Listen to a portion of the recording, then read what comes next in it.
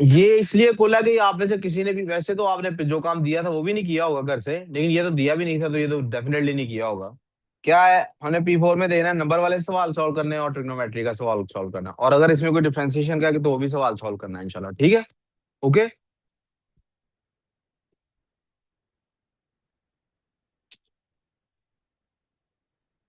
एक fruit drink है, उसमें 1.5 लीटर एप्पल जूस है, इतना मैंगो जूस है। प्यारे बेटे, यूनिट सेम होना चाहिए ना। यूनिट क्या होना चाहिए, निकालनी रेशियो है एप्पल की मैंगो से। तो क्या करेंगे, 1500/4, दोनों 50 के टेबल पे जाते हैं। पहले तो 0 0 से खत्म करते हैं, फिर 5 के टेबल पे काट लें, 30/9, और दोनों अब 3 के टेबल पे जाते हैं, तो 10/3 आंसर आ गया। दी 1 litre of fruit drink is shared between 3 cups. पहले मैंने कहा था जब भी ऐसा हो टोटल पार्ट्स बनाए, कितने बनते हैं, 25, right. The calculate the number of millilitres in each cup, her cup का चेक करना है। आपके पास टोटल मिलीलीटर, टोटल पार्ट्स हैं 25, और मिलीलीटर आपने निकालने हैं, 25 पार्ट्स के कितने मिलीलीटर बने थे, दैट वाज 1950, ऐसे ही है, क्योंकि दोनों को ऐड करने से ना, 1950। हमें किसके, हर किसी का अलग निकालना है। तो ऐसा भी कर सकता हूँ, एक पार्ट निकाल लेता हूँ, उसको 9 से मल्टीप्लाई कर लूंगा, फिर 6 से, फिर 10 से। ऐसा भी कर सकता हूँ, 9 का अलग निकाल लूँ, 6 का अलग निकाल लूँ, 10 का अलग निकाल लूँ, how so ever do you want. मैं 10 का निकालने लगा हूँ वैसे। 10 पार्ट्स की क्या वैल्यू होगी, दैट्स 25x = 1950 टाइम्स 10। और अहमद कह रहा है दोनों साइड्स को 25 पे डिवाइड करें, तो अहमद क्या आंसर आता है, 780। मैंने 10 पार्ट्स वाले का निकाला है, तो अहमद कहता है वो निकलता है 780 मिलीलीटर। ठीक हो गया। अब 10 पार्ट का अगर 780 है, तो डेफिनेटली 1 पार्ट जो होगा वो किसके इक्वल होगा, 78 के। ठीक है। तो उसको मैं मल्टीप्लाई कर लेता हूँ 9 से। 9 से मल्टीप्लाई करो तो वो तो 780 में से वैसे ही 78 माइनस करो तो 702 बचता है, राइट। पीछे रह गया 6 पार्ट्स वाला, 6 से मल्टीप्लाई कर लो 78 को। 8 4 कैरी, 42 और 4 46, 468 आ गया। गुड हो गया। शॉप है जी, बाइस बॉटल ऑफ फ्रूट ड्रिंक, इतने की खरीदती है, फिर 15% प्रॉफिट पे बेचती है। कैलकुलेट द सेलिंग प्राइस निकालनी है। मैंने कहा था ये टिक टैक टो से हो सकता है। जब भी आपने सेलिंग प्राइस, आपने प्रॉफिट शॉफिट निकालने हैं, जब आप, आपको पता होना चाहिए, एक तरफ हमारे परसेंटेज है, परसेंटेज को अंदर रख लेते हैं यार, जगह स्पेस छोड़िए, एक तरफ हम रख लेते हैं डॉलर्स।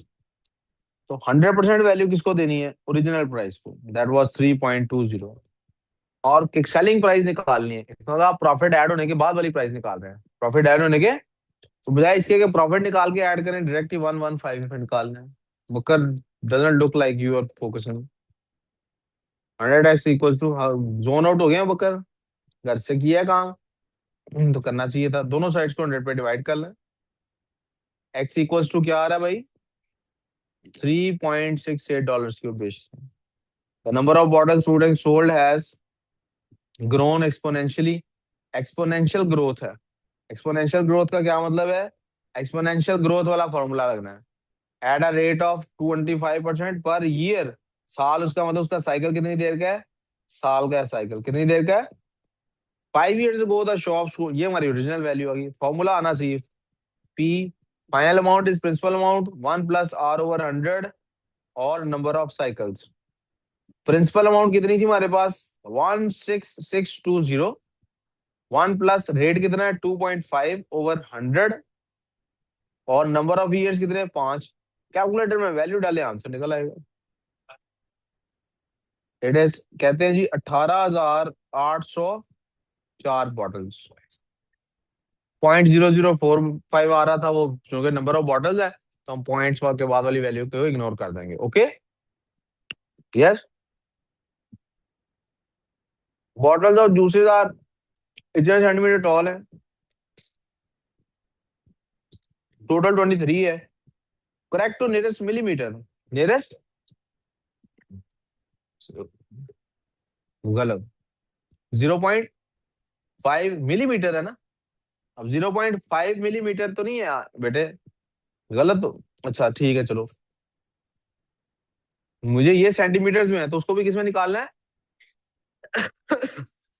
1 मिलीमीटर होता है 0.01 सेंटीमीटर, 10 से होते हैं ना, ठीक है ना, गलत कह रहा हूँ।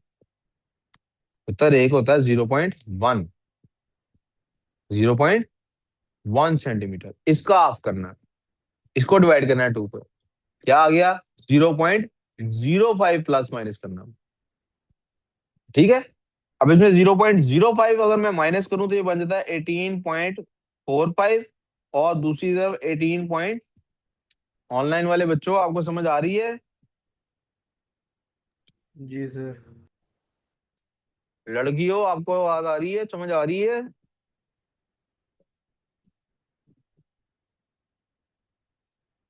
Irha, Yes, sir. Sorry, समझ आ I रही है। didn't. Yes. The distance between shells is 23 centimetre, correct to nearest centimetre. तो ये क्या बना, 22.5 से लेके 23 point, lower bound for the distance between the top of the bottle and the shelf above it, ये डिस्टेंस फाइंड करना है, और उसका भी क्या निकालना है, लोअर बाउंड। अब आप गौर करें, इसके लिए आपको क्या चाहिए, बॉटल छोटी से छोटी चाहिए या बड़ी से बड़ी चाहिए, कम डिस्टेंस फाइंड करना है ना, तो बड़ी से बड़ी बॉटल चाहिए, बड़ी से। अच्छा जी, उन्होंने कहा डिस्टेंस उसके दरमियान है, टोटल 23 है, ये कम से कम चाहिए, ज्यादा से ज्यादा चाहिए, लोअर बाउंड के लिए। देखो ये डी फाइंड करना है, तो ये कैसे होना है फाइंड, ये होना है 23 सेंटीमीटर माइनस 18.5 सेंटीमीटर, ऐसे ही है ना, डी की वैल्यू ऐसी ही निकली है ना।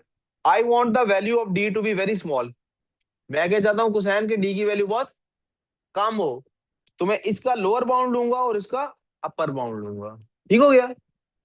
23 का लोअर बाउंड क्या है, 22.5, माइनस उसका अपर बाउंड क्या है, 18.55। आंसर क्या आ रहा है प्यारे बच्चों मेरे पास, दिस इज 0.45 है जी, 3.95 जी, 95। आगे मेंसुरेशन शुरू हो गई, नंबर्स के क्वेश्चंस नहीं है मेरा ख्याल है, और स्टैट्स आ गया। अब मेरा ख्याल एंड पे जाके यानी सेकंड लास्ट क्वेश्चन होगा ट्रिग्नोमेट्री और डिफरेंशिएशन का। हम कम से कम ट्रिग्नोमेट्री ऊपर है सवाल, मेंसुरेशन का है ना बेटे, कम से कम हम चले जाते हैं जी।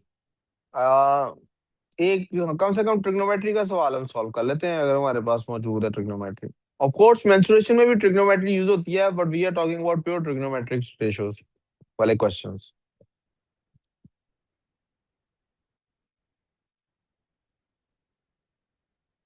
अब ये इसके साथ रिलेटेड है, इसको इस बाद में करते हैं।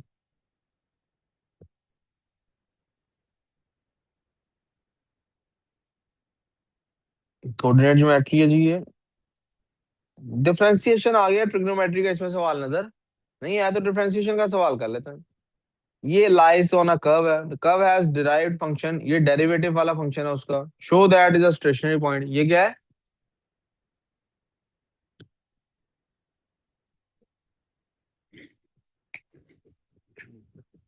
हमने कहा था कोई भी फंक्शन हो, कोई भी, लेट्स से या फंक्शन है y, रिमाइंड करा दूं आपको, y का जब आप d ओवर dx लेते हैं तो जो भी आता है उसको आप 0 के इक्वल रखें, और x की जो वैल्यू निकलती है वो स्टेशनरी होती है, वो क्या होती है, यहाँ तक कोई प्रॉब्लम, इसका मतलब है x की ये वाली वैल्यू इसमें पुट करूं तो आंसर 0 आना चाहिए। समझ आया थॉट प्रोसेस, समझ आई बात। तो -4x³ की जगह लिखूंगा -4 × -1 का क्यूब। इरहा आपको ये बात समझ आई है कि नहीं समझ आई। Yes, sir. अगर ये आंसर 0 आ रहा है तो ये स्टेशनरी पॉइंट है। -1 का क्यूब -1 ही होता है, -4 से मल्टीप्लाई होगा ये +4 बन जाएगा, फिर -1 का स्क्वायर 1 होता है, 9 से मल्टीप्लाई होगा -9 आएगा, फिर +5, आंसर क्या आ रहा है, हेंस क्या हो गया, स्टेशनरी पॉइंट। फिर कहता है एक डिफरेंट कर्व है जिसकी ये इक्वेशन है, इसका ग्रेडियंट निकालना है टेंजेंट का to the curve at this point, इस पॉइंट पे निकालना है। तो हमने क्या कहा था, dy ओवर dx निकालेंगे। 3 टू द 6x² माइनस 1 6 से मल्टीप्लाई हो तो 6 रह जाता है, x की पावर 0 होगी, खत्म हो गया। दिस इज उसका डेरिवेटिव, ये क्या उसका। और इस पॉइंट पर निकालना है, चूंकि हमने ग्रेडियंट इसकी वैल्यू पुट करनी है। अब वैल्यू इसी की पुट करनी है। 6 इंटू -2 का स्क्वायर -6, दैट इज 6 इंटू 4 -6। 24 में से 6 माइनस किया, ग्रेडियंट क्या आ गया हमारे पास, find x coordinates of the stationary points of this curve. इसके निकालने हैं, तो कैसे करेंगे, 6x² -6 को इक्वल टू 0 रख देंगे। स्टेशनरी पॉइंट पे उसकी वैल्यू क्या आती है, ग्रेडियंट 0 होता है। ठीक है, 6 कॉमन लिया, अंदर क्या बचा, x² -1 इक्वल टू 0। तो मेरे पास 6 तो खत्म हो गया, इसमें से बचा क्या, x² -1 इक्वल टू 0, राइट।